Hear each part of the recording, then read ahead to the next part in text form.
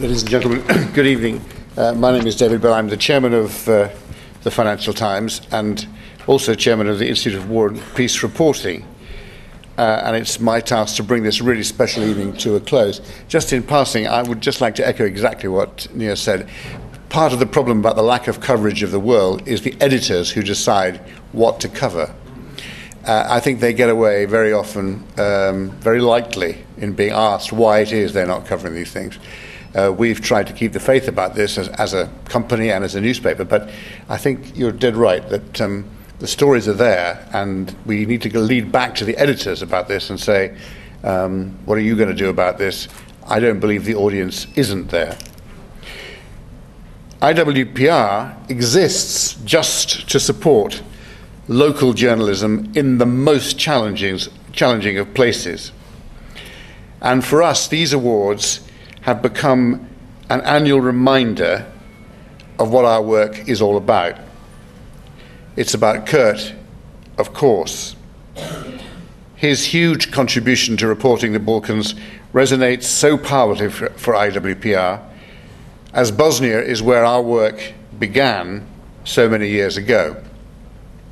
And we're especially proud that we still maintain a correspondent in Sarajevo, and proud to help sustain the memory of this important period of conflict reporting.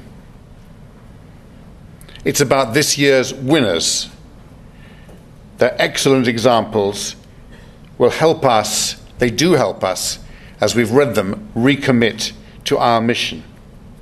Amid a very challenging media environment globally, I hope that they provide an underlying reminder to all of us in whatever media we operate, that while formats and income models may change, content, great words, great pictures, good, serious, professional reporting is what this job is all about. And so we are really pleased to be able to celebrate the achievements of our prize winners, and I would like to extend our congratulations to them all once again. And this is also about partnerships. We're especially grateful to Thomson Reuters and the Thomson Reuters Foundation for this tremendous support in these awards.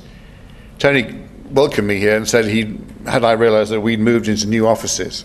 Sadly, that's not quite the case. But to be here is fantastic. And amid a competitive media environment, it's rejuvenating for us all to come together around common values and standards. Working together, we can all achieve so much more, and we look forward very much to continuing and deepening our collaboration. From my perspective, with a chairmanship in both the established and the not-for-profit media, it is as well about this interrelationship between the two sectors, something I feel certain that Kurt would have applauded. And as we were talking earlier about stringers, my mind went back to the stringer for the Financial Times who was killed in East Timor not so long ago, called Sander Turness, who was a stringer and whom we treated, as Martin said, exactly as we treat all of our correspondents. We don't make a distinction. And I feel certain that Kurt would have applauded this, for the non-profit sector depends on the abilities, the goodwill, and the broad platforms that we, the established media, can and do still offer. While the established media, as we've been discussing this evening, facing lean financial times, increasingly draw from the growing quality and output of the not-for-profit field. When we at IWPR are able to recruit an established international correspondent to serve as an editor and a trainer to work with local journalists on the ground in Iraq, as we do, something really very important and inspiring is happening. And this is a positive essence which every year, whenever I've come to these awards, I can feel permeating this audience. It's what this audience, this is all about. And if I have a single pitch tonight, it would be for those in the government, foundation and philanthropic community to redouble their support for serious and public-oriented media. And incidentally, I think the fact that one of our prize winners was not allowed a visa to come here this evening is a small but important scandal, and one that has no justification, and one that we will take up, whether it's with the Home Office or the Foreign Office. It's a sign of exactly the opposite of what government should be doing. In light of the global economic crisis and the consequent funding cutbacks, our support for all of this is needed more than ever. The award winners we have seen tonight have faced extraordinary risks, while Kurt, Stephen Vincent, and our Iraqi colleague Saha al-Haderi, and far too many others, as we heard, have paid the ultimate price so that we can be informed. Your support will help ensure that such vital reporting can continue.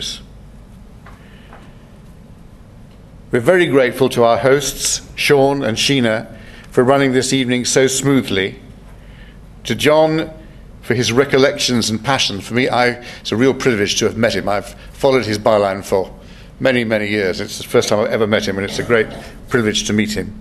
And to our panelists for a provocative and very informative discussion.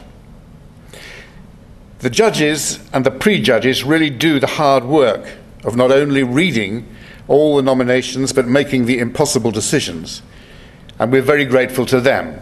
Stephen Jukes, the bridge across Reuters, Schork, IWPR and several other friendly organisations, expertly guides so much of this annual effort, while IWPR's Vanessa Gray Hernandez handles the huge task with total calm efficiency. Thank you very much to all of them. And of course, thank you finally to all of you for coming and showing your support. We hope everybody will stay afterwards, as Thomson Reuters have very kindly invited us for a drink and a chance to meet and greet.